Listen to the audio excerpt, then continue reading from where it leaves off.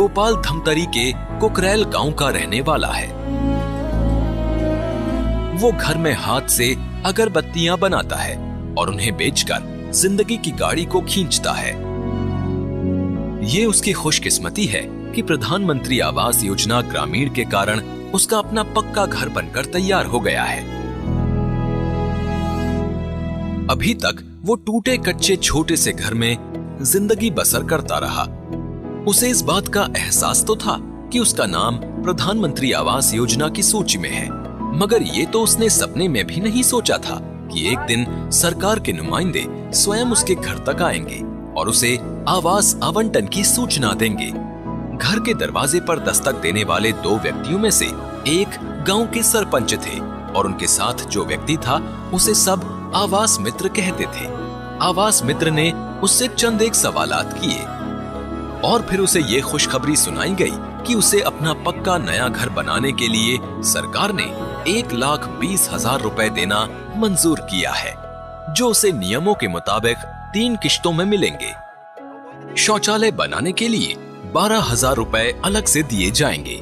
साथ ही सामान्य क्षेत्र होने के कारण वहां आवास निर्माण के लिए 90 दिनों की मजदूरी मनरेगा के तहत दिए जाने का नियम है।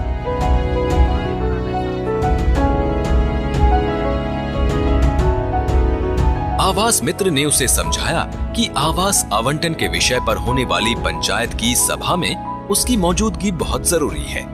गोपाल ने ये बात गांठ में बांध ली और पंचायत की बैठक वाले दिन वो अपने भाई को साथ लेकर समय पर वहां जा पहुंचा।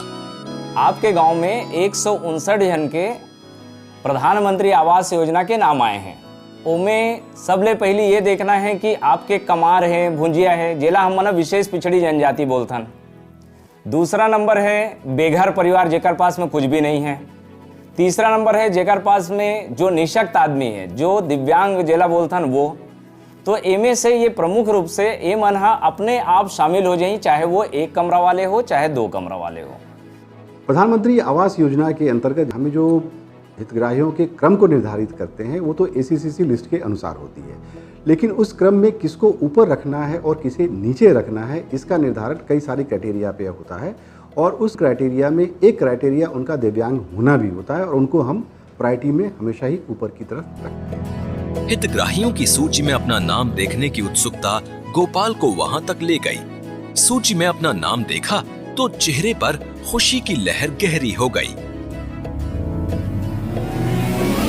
और फिर एक बार जब घर बनना शुरू हुआ तो देखते ही देखते घर बनकर तैयार भी हो गया।